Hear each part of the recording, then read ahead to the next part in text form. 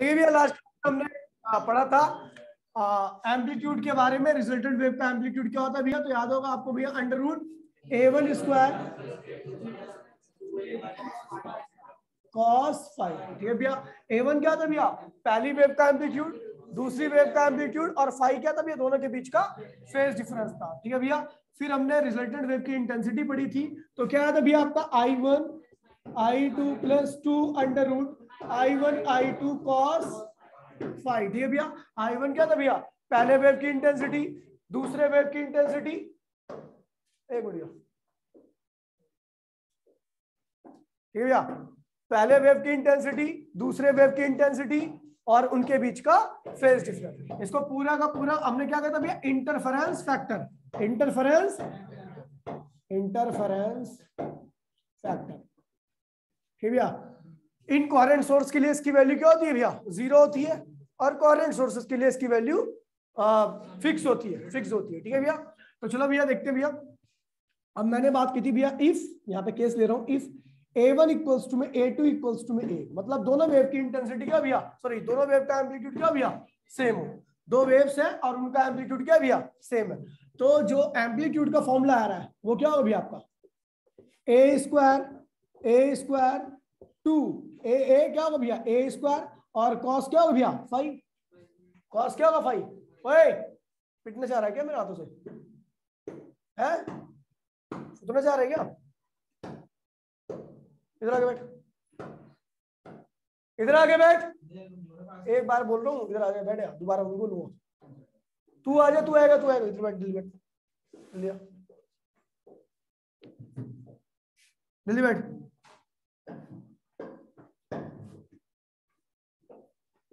ठीक है, ए R equals to में अंडर रूट क्या हो भैया 2A स्क्वायर, क्या हुआ 2A स्क्वायर कॉस 5। ठीक है भैया, इसको 2A स्क्वायर कॉमन गया, ठीक है भैया, तो क्या हो भैया आपका ए आर इक्वल्स टू में क्या भैया 2A स्क्वायर कॉमन गया, तो 1 प्लस कॉस 5, 1 प्लस कॉस 5 किसका फॉर्मूला होता है बता, 1 प्लस कॉस 5 किसका फॉर्मूला होता है, 1 प्लस कॉस 5,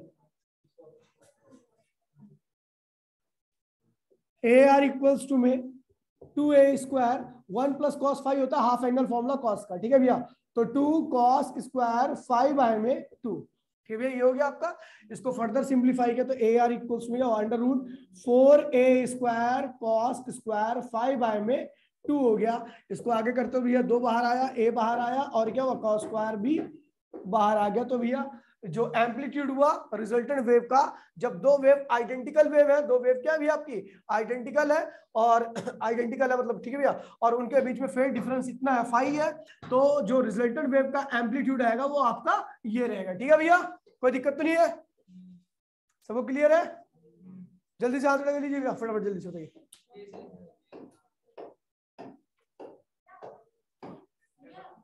क्या की एक्टिंग नहीं मतलब, दिमाग खराब, पेल दूंगा खाम गई।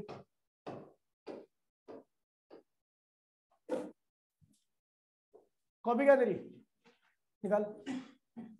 निकाल ले, वरना ध्यान रखियो, अभी तूने मेरे को देखा नहीं गुस्से में, देखेगा तो फिर ध्यान रखियो। हाँ जल्दी निकाल ले फटाफट, 1 मिनट के अंदर।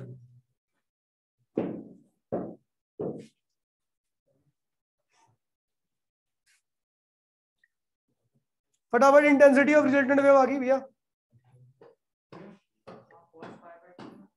cos 5/2 हाफ एंगल फॉर्मूला होता है ना, 1 प्लस cos थीटा, सॉरी हाँ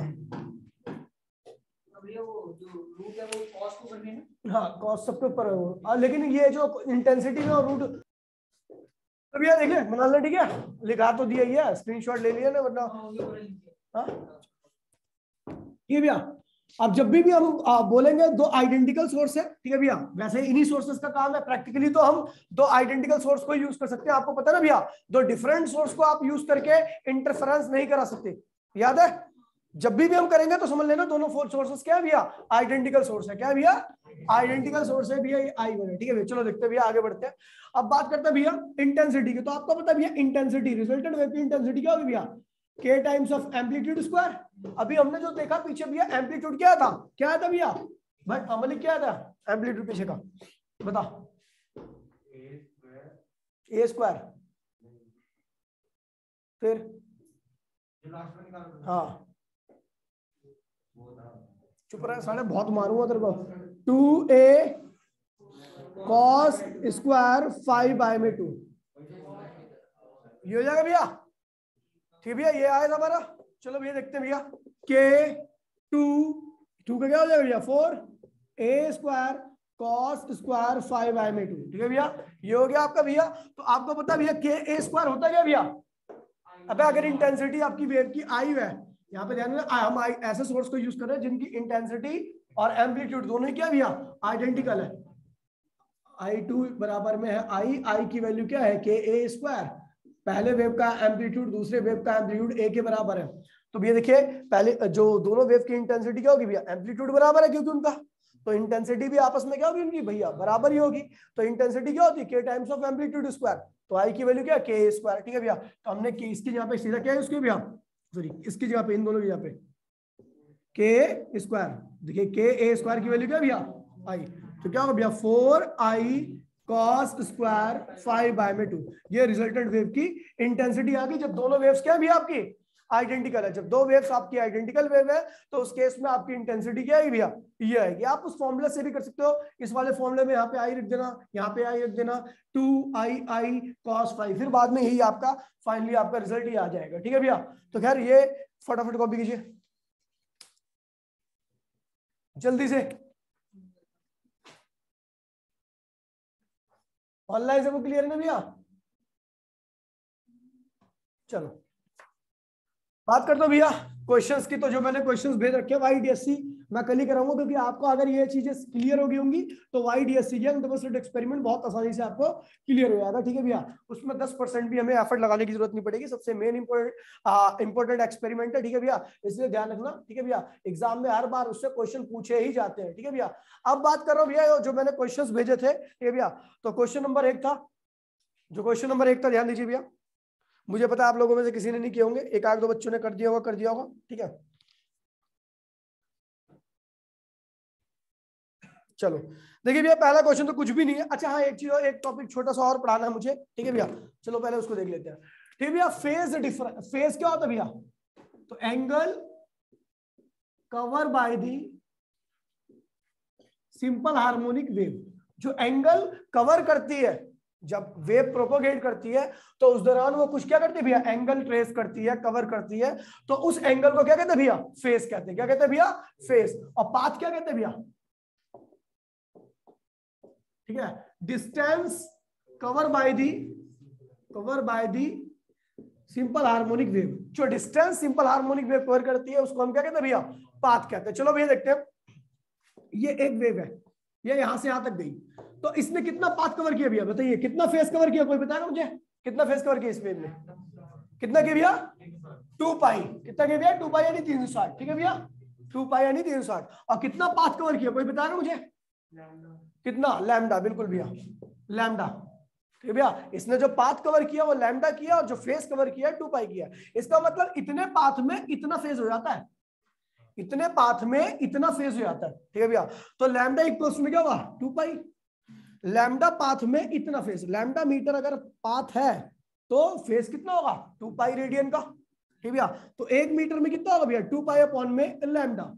1 मीटर में कितना फेज होगा 1 मीटर पाथ लेंथ में इतना फेज होगा। तो then in P metre path length में कितना होगा भैया आपका 2 पाई लैम्डा इंटू में पी। देखिए भैया यूनिटी मेथड कहते हैं इसको भैया यूनिटी मेथड कहते हैं। ठीक है भैया तो आपको 1 मीटर के पाथ में इतना फेस पता भी है, इतना फेस कवर कर रही है, इतना एंगल कवर कर रही है। तो भैया पी मीटर में कितना होगा तो भैया जाहिर सी बात है आप क्या करो भैया क्योंकि यूनिट में कन्वर्ट हो गया 1 मीटर में इतना तो पी मीटर में क्या होगा पी से मल्टीप्लाई कर दो। तो इसको हमने लिख दिया 5। इस पूरी टर्म को क्या लिख दिया भैया हमने इस पूरी चीज को हमें क्या लिख दिया भैया 5। तो ये फॉर्मूला बन गया भैया कि आप किसी भी पाथ को फेज में कन्वर्ट कर सकते हो। पाथ पता है वेव के द्वारा कवर किया गया पाथ पता है आप उसको आसानी से फेज में कन्वर्ट कर सकते हो। ठीक है भैया एग्जांपल के तौर पर देखिए एग्जांपल मान लीजिए वेव ने कवर किया पाथ आपका 4 लैम्डा। कितना किया भैया 4 लैम्डा। तो इस दौरान इसने कितना फेस कवर किया कितना एंगल कवर किया तो चलो लिखते हैं भैया 5 को उसमें क्या 2 पाई लैम्डा इनटू में 4 लैम्डा। ये और ये कैंसिल हो गया तो 8 पाई हो गया। कोई दिक्कत तो नहीं भैया। चलो भैया दूसरा पाथ कवर किया भैया इसने 6 लैम्डा अपॉन में 7, ये किया 6 लैम्डा अपॉन में 7। तो कितना फेस कवर किया इस पाथ को कवर करने के लिए? तो 2 पाई लैम्डा इंटू में 6 लैम्डा अपॉन में 7। तो भैया लैम्डा से लैम्डा क्या हुआ? कैंसिल हो गया, तो 12 पाई अपॉन में 7 हो गया। ठीक है बेटा, क्लियर है सबको? क्लियर है? जल्दी बताइए भैया। किसी भी पाथ को फेज में कन्वर्ट करने का ये है, जब भी आपको पाथ को फेज में कन्वर्ट करना है तो आप इस वाले फॉर्मूले का इस्तेमाल करके आप आसानी से कर सकते हो। ठीक है भैया।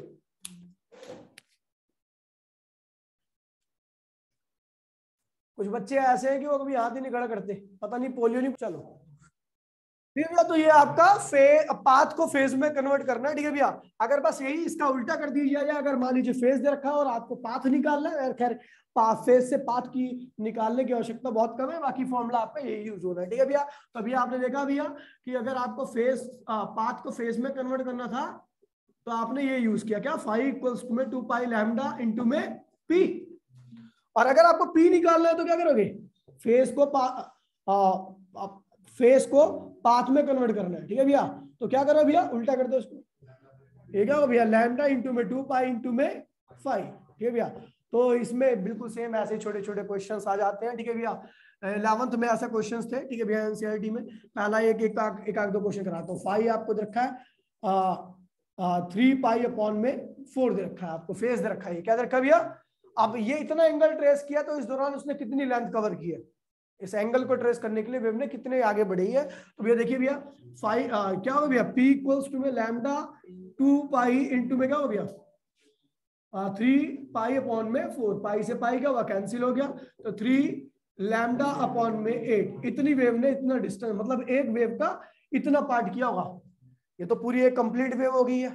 कंप्लीट वेव इतना पाथ कवर करती है, तो उसका 3 में 8 पार्ट किया होगा इसने। ठीक है भैया, इतना एंगल कवर करने में। ऐसी एक और क्वेश्चन लिख लीजिए भैया कि अगर फेज आपका क्या है भैया? 2 पाई अपॉन में 7 है। ठीक है भैया, 2 पाई अपॉन में 7 है, तो पाथ क्या होगा भैया? लैम्डा 2 पाई इंटू में 3 पाई अपॉन 2 पाई अपॉन में 7। तो पाई से पाई क्या हुआ? कैंसिल हो गया, तो भैया ये क्या है भैया? 2 लैम्डा अपॉन में 14। ठीक है भैया, तो इस तरीके से आपको ये यूज करने। ठीक है भैया, कोई दिक्कत तो नहीं भैया? सबको क्लियर है? आप किसी को भी फेस को भी पाथ में कन्वर्ट कर सकते हो इजीली इस फॉर्मूले का इस्तेमाल करते हुए। चलो भैया, तो भैया मिटो। ये भी देखिए भैया, पहला क्वेश्चन तो कुछ भी नहीं था, सारे बच्चे कर सकते हैं आसानी से। ठीक है भैया, क्या कह रहा है भैया? तो पहला क्वेश्चन, हाँ, एक YDSC है, YDSC young double slit experiment, जो मैं आपको आज या कल में कराऊंगा, कल ही कराऊंगा वैसे तो। ठीक है भैया, क्योंकि इंपोर्टेंट एक्सपेरिमेंट है, उससे बहुत सारे क्वेश्चंस पूछे जाते हैं। ठीक है भैया, लेकिन YDSC की प्रॉपर्टी ध्यान रख लो, क्योंकि ये एक्सपेरिमेंट है। YDSC का भी एक प्रैक्टिकल है, और प्रैक्टिकल आप किसका कर रहे हो भैया? इंटरफेरेंस का कर रहे हो। और इंटरफेरेंस करने के लिए हमें क्या चाहिए भैया? कोहेरेंट सोर्स चाहिए। और कोहेरेंट सोर्स में कौन होते हैं भैया? अगर प्रैक्टिकली आप देखोगे कोहेरेंट सोर्स कौन से सोर्स होते हैं? वही सोर्स खुद होता है। खुद का कोहेरेंट खुद ही हो सकता है, याद है नहीं भैया? कोई दो अलग अलग सोर्स कोहेरेंट नहीं हो सकते ना, हम उनका इंटरफेरेंस करा सकते हैं। तो यानी जब भी मैं प्रैक्टिकल की बात करूंगा तो ध्यान रखना भैया, वहां पर दोनों सोर्स की इंटेंसिटी एम्पलीट्यूड क्या होगा भैया? सेम होगा, क्योंकि दो आइडेंटिकल वेव का ही इंटरफेरेंस हो सकता है, डिफरेंट वेव का इंटरफेरेंस नहीं हो सकता। तो इसीलिए YDSC एक एक्सपेरिमेंट है। तो इसका मतलब जब भी YDSC पूछे बोलेगा तो ध्यान रखना भैया कि वो दोनों वेव्स क्या है भैया? आइडेंटिकल वेव्स हैं। दोनों वेव्स का एम्पलीट्यूड और दोनों वेव्स की इंटेंसिटी क्या है भैया? आपकी सेम है। कोई दिक्कत तो नहीं भैया? सबको क्लियर है ऑनलाइन में? ठीक है भैया, क्योंकि प्रैक्टिकल है भैया। चलो देखते हैं भैया। तो भैया जब, हाँ पता लगे ना भैया YDSC। अभी हम जो पहला क्वेश्चन कर रहे हैं, क्वेश्चन नंबर फर्स्ट है, कह रहा पहली वेव का एम्पलीट्यूड A है, दूसरी वेव का एम्पलीट्यूड क्या भैया? 2A है। फेज डिफरेंस कितना भैया? पाई बाय 3 है, पाई बाय 3, हाँ पाई बाय 3। ये भैया, तो आपको रिजल्टेंट वेव का एम्पलीट्यूड निकालना है। निकालो भैया एम्पलीट्यूड का फॉर्मूला क्या भैया? √A1 square A2 square 2A1 A2 cos 5। ठीक है भैया, तो A1 की वैल्यू सब जानते भैया, क्या है? A स्क्वायर, 2A का स्क्वायर क्या होगा भैया? 4A स्क्वायर, 2A फिर 2A और cos पाई बाय में 3। भैया cos पाई बाय में 3 क्या होता है भैया? वाह, हाफ। क्या होता है भैया? हाफ। तो इससे क्या हुआ? 2 कैंसिल हो गया। ये क्या हुआ? 4A स्क्वायर और ये क्या भैया आपका 5A स्क्वायर और ये क्या हुआ 2a², क्या हो जाएगा भैया आपका 7a², ये क्या हुआ √7a। ठीक है भैया, ये हो गया आपका क्वेश्चन नंबर फर्स्ट। ठीक है भैया, कोई खास क्वेश्चन नहीं था। ठीक है भैया, क्वेश्चन नंबर 2। ठीक है भैया, अब आपको अलग अलग देखिए भैया, एक वेव है जिसकी इंटेंसिटी क्या रखी है, I1 कितनी रखी है, I, और I2 कितनी रखी है भैया, 4I रखी है। आपको क्या चाहिए भैया, रिजल्टेंट वेव की इंटेंसिटी निकालनी है। कब, जब फेज कितना था, 0, फेज 0 है, फिर फेज 0 पे निकालो इंटेंसिटी। तो IR का फॉर्मूला सबको पता भैया, I1 की जगह पे I, I2 की जगह पे क्या हो गया 4I2 √I1 की जगह पे I 4I, और cos 0 रखोगे तो 1 हो जाएगा, उसको लिखने की आवश्यकता नहीं है। तो भैया आपका आंसर आएगा 5I, और यहां से क्या हो भैया 4I, 9I आंसर आएगा। ठीक है भैया, समझ गए भैया, 9 आ गया। ठीक है भैया, दूसरा क्वेश्चन है, इसमें आपको बिल्कुल सेम ऐसे ही आपको दूसरा फेस क्या रखा है भैया, π/2। तो भैया 90 डिग्री यानी इंटरफेरेंस वाली टर्म क्या होगी भैया, 0। ये वाली इंटरफेरेंस टर्म होती है ना, ये इंटरफेरेंस टर्म कहते हैं इसको। तो भैया cos π/2 यानी 90 डिग्री, cos 90 क्या होता है भैया 0, यानी इस टर्म में इंटरफेरेंस टर्म है ही नहीं, यानी आपका जो नॉर्मल आपकी इंटेंसिटी आएगी I1 + I2 के सम के बराबर आएगी। I1 क्या I और I2 क्या भैया 4I, तो क्या होगा भैया आपका 5I। कोई दिक्कत तो नहीं भैया, बिल्कुल सेम आगे वाले फेस पे कर लेना। अगला बोलो भैया, क्लियर है भैया सबको, रिकॉर्डिंग में देख लेना क्वेश्चन। ठीक है बेटा आपको क्लियर है ऑनलाइन?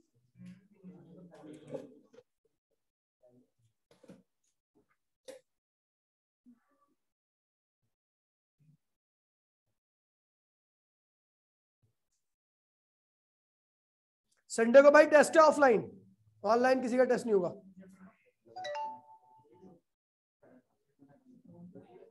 रे ऑप्टिक्स पूरा सब्जेक्टिव पूरा, और देना कंपलसरी है संडे को।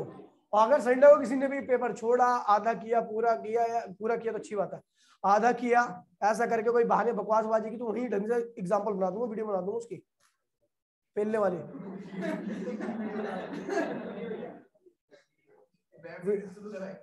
वीडियो भेजूंगा, इसका पापा का नंबर दे देगा ना तू। ठीक है भैया, ठीक है भैया, ओए देखिए भैया, चलो भैया ध्यान दीजिए भैया। ठीक है, अगला क्वेश्चन देखिए, बहुत अच्छा क्वेश्चन है। देखिए YDSC है, कह रहा भैया YDSC बोलेगा यानी प्रैक्टिकल बोल रहा है। क्या बोल रहा है भैया, प्रैक्टिकल बोल रहा है। तो जब भी YDSC बोलेगा तो बोल रहा है भैया लैम्डा, जब दो वेव्स थी, मान लीजिए वेव ये है, पहली वेव ये रही, ये पहली वेव है, वेव नंबर फर्स्ट, ठीक है भैया, और ये वेव नंबर सेकंड है। इस पॉइंट पे इनका इंटरफेरेंस हो रहा है, ठीक है भैया, वेव सेकंड का। तो कह रहा है कि जब, ध्यान दीजिए भैया, कह रहा है जब भैया इनका पाथ डिफरेंस दे रखा है ना, पाथ दिख रहा है भैया, कह रहा है भैया केस फर्स्ट में दे रखा है, केस फर्स्ट में ध्यान दीजिए, केस फर्स्ट में कह रहा है भैया if path difference equals to में, इफ पाथ डिफरेंस इक्वल्स में कितना भैया, लैम्डा, लैम्डा/4 है।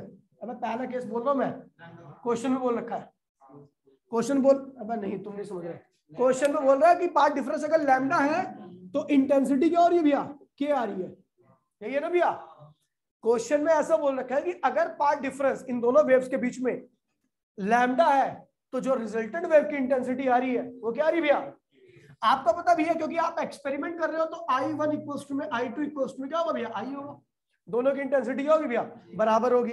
और आपको पता भैया लैम्डा फेज को अगर पाथ में कन्वर्ट करना है तो चलो भैया पाथ में दे रखा है, फेज में कन्वर्ट करना है तो आपको पता भैया 2π के बराबर होगा। ये किसके बराबर होगा भैया, फॉर्मूला में रखोगे तो आपका जो लैम्डा में जो पाथ है इसमें जब आप फेज निकालोगे यानी एंगल निकालोगे तो आपको इतना एंगल का डिफरेंस मिलेगा, यानी ये फेज डिफरेंस है। अगर पाथ डिफरेंस इतना है तो फेज डिफरेंस दोनों वेव्स के बीच में ये होगा। ठीक है भैया, तो अब देखिए भैया, अब आपको पता भैया, यहाँ पर आपको पता है इंटेंसिटी का फॉर्मूला क्या, IR इक्वल्स में I1 + I2 + 2 √I1 I2 cos 5।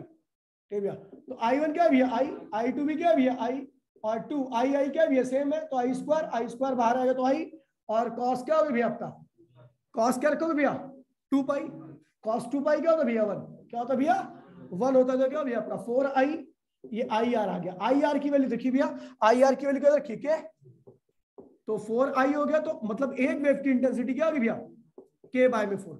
ठीक है भैया, एक मतलब दोनों वेव्स की इंटेंसिटी क्या है भैया K/4 है, क्या भैया आपकी K/4 आ गई है। अब कह रहा है भैया केस क्वेश्चन नंबर फर्स्ट पे आते हैं। क्वेश्चन नंबर फर्स्ट में इसमें कह रहा है कि भैया पार्ट डिफरेंस कितना रखा पहला, पाई बाय लैम्डा बाय 4। तो इसको जब आप फेज में कन्वर्ट करोगे तो आएगा 90 डिग्री। क्या आएगा भैया आपका, पाई बाय 2। ठीक है भैया 90 डिग्री आएगा। ठीक है भैया पाई बाय 2। तो भैया कह रहा अब इंटेंसिटी बताओ। तो आपको पता भैया जब आप 90 डिग्री रखोगे तो इंटरफेरेंस क्या होगी, जीरो हो जाएगी। क्या होगी, जीरो हो जाएगी, ये पूरी खत्म। तो यानी क्या बचेगा, आई आर इक्वल्स में क्या होगा, I1 प्लस I2।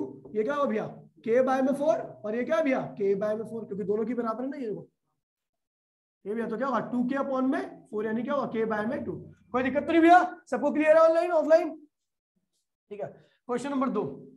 फेस कितना रखा भैया दूसरे पार्ट में, लैम्डा बाय 3। लैम्डा बाय 3 का मतलब क्या होता है भैया, इसको कर लो भैया फेज में कन्वर्ट करोगे तो भैया लैम्डा बाय 3। ठीक है फेज में कर लो, चलो फेज में क्या होगा भैया आपका 2 पाई लैम्डा इंटू में लैम्डा बाय 3। तो भैया क्या होगा 270 डिग्री आ रहा है, 270 डिग्री। ठीक है भैया 270 डिग्री आ गया। ये आ गया ना 270, ये आ गया ना 3 पाई 2 पाई 180 36 36 120 आ रहा है, 120 डिग्री आ रहा है। ठीक है भैया 120 आ रहा है। ठीक है भैया ये हो गया। चलो भैया तो इंटेंसिटी ऑफ रिलेटिव क्या होगी भैया, आई, ये भी क्या होगा भैया आई, ये क्या होगा अंडर रूट आई स्क्वायर होगा, तो उसको भी आई लिख दीजिए। अब cos फाई की वैल्यू क्या होगी 120, 120 क्या होता है भैया माइनस हाफ, क्या होता है भैया माइनस हाफ। ये 2 से 2 क्या हुआ कैंसिल हो गया, ये माइनस आई बचा तो आई से आई भी क्या हुआ कैंसिल हो गया। तो आई आर इक्वल्स में क्या होगा आपका आई बचा, आई की वैल्यू क्या है भैया आपकी K बाय में 4 है। ये आपका आंसर है। ठीक भैया ऐसे ही आप आगे के पार्ट भी सॉल्व कर लोगे भैया। कौन कौन कर लेगा भैया इसको आगे की, जल्दी बता दो भैया। भैया ठीक है भैया YDSC यंग डिवर्सिटी एक्सपेरिमेंट। ठीक है भैया इस चैप्टर का सबसे इंपॉर्टेंट टॉपिक है। ठीक है भैया और यहाँ पर जैसे कि हम इंटरफेरेंस के ऊपर एक्सपेरिमेंट कर रहे हैं तो यहाँ पर जो हम सोर्स लेंगे दोनों सोर्स क्या है भैया आइडेंटिकल सोर्स होंगे। दोनों सोर्स की इंटेंसिटी एम्पलीट्यूड सब कुछ क्या होगा भैया सेम होगा। दोनों सोर्स का इंटेंसिटी एम्पलीट्यूड क्या होगा भैया सेम होगा। और क्योंकि दोनों सोर्स आइडेंटिकल है इसलिए भैया दोनों के बीच में फेस क्या होगा भैया डिफरेंस जीरो होगा। फेस डिफरेंस क्या होगा भैया आपका डिफरेंस होगा जो होगा वो जीरो होगा। ठीक है भैया यानी और इस एक्सपेरिमेंट में आप देखोगे कहीं पे आपका कंस्ट्रक्टिव इंटरफेरेंस बन रहा है, मतलब इंटेंसिटी कहीं पे बढ़ रही है और कहीं पे इंटेंसिटी क्या हो रही है कम हो रही है। कम नहीं होगी सीधा जीरो हो जाएगी, कम नहीं होनी है सीधा जीरो होगी। कहीं पे इंटेंसिटी बढ़ेगी कहीं पे इंटेंसिटी क्या होगी भैया कम होगी। ठीक है भैया सबसे मिस्टीरियस सबसे ज्यादा कॉम्प्लिकेटेड है तो बड़ा आसान सा एक्सपेरिमेंट सेटअप वगैरह एक्सपेरिमेंट की लैंग्वेज वगैरह समझना बहुत आसान है, लेकिन इस एक्सपेरिमेंट का रिजल्ट जो होता है ना वो बहुत कॉन्ट्राडिक्शनल है। ठीक है भैया मतलब कि ऐसा रिजल्ट है जो आदमी को सोचने पे उसकी मौजूदगी होने पर सवाल खड़ा कर देता है कि हमारे साथ में हमारा जो हम जिस चीज को देख रहे हैं वो कब तक एग्जिस्ट करता है। ठीक है भैया अभी एक एक्सपेरिमेंट का नाम बताता हूँ भैया जिसमें आपने वो कौन सा एक्सपेरिमेंट था, कैट वाला एक्सपेरिमेंट था आंसर कौन सा था यार वो एक्सपेरिमेंट हिंजनबर्ग का, हाँ कोई एक्सपेरिमेंट था कैट वाला। ठीक है भैया उस कैट वाले एक्सपेरिमेंट को बड़ा नॉर्मल सा एक्सपेरिमेंट था, सब आप लोग देखते तो उस एक्सपेरिमेंट को देख के कहते हैं क्या ये तो होना ही था, ये तो यही था। लेकिन उन्होंने ये एक्सपेरिमेंट में बताया था एक्सपेरिमेंट क्या था कि एक कटोरा लिया, कटोरे में दूध रखा, दूध में जहर मिला दिया और जहर मिलाकर उसको एक कंटेनर के अंदर रख दिया। उस कंटेनर के अंदर एक बिल्ली छोड़ दी और बिल्ली को बंद कर दिया। ठीक है भैया अब आप बोलोगे भैया कंटेनर से अगर कंटेनर में अगर हम देखेंगे तो बिल्ली अगर मरी हुई तो इसका मतलब दूध पी लिया होगा और मर गई होगी, कितनी वो नॉर्मल सी बात है। ठीक है भैया लेकिन उन्होंने बोला कि जब तक हम ऑब्जर्व नहीं कर रहे थे कंटेनर के अंदर जब तक बिल्ली थी और हमने ऑब्जर्व नहीं किया था कि वो बिल्ली जिंदा है या मर गई है, ठीक है भैया तब तक वो हमारे लिए अनसर्टेन था। हमारे लिए पता नहीं था कि भैया जिंदा भी होगी मर गई होगी, यानी दोनों पॉसिबिलिटी थी। वहां पे दो वेव फंक्शन थे, बिल्ली के जिंदा होने के भी और बिल्ली के मरने के भी। लेकिन जैसे ही मैंने ऑब्जर्व करना चालू किया यानी बिल्ली को ऑब्जर्व किया तो यानी उनमें से एक वेव फंक्शन क्या हुआ कोलैप्स कर गया और जो मरने वाला था या जिंदा होने वाला था केवल वही बचा। ठीक है भैया तो ये कैट एक्सपेरिमेंट कहते हैं। मतलब इसमें यह है कि आपकी ऑब्जर्वेशन पे बेस्ड सब कुछ होता है। बिल्कुल सेम इलेक्ट्रॉन भी यही प्रॉपर्टी शो करता है। जब आप देखोगे इलेक्ट्रॉन को फायर किया गया, ठीक है भैया, दो इलेक्ट्रॉन बीम को फायर किया गया, दोनों का इंटरफेरेंस हुआ, जब तक हम नहीं देख रहे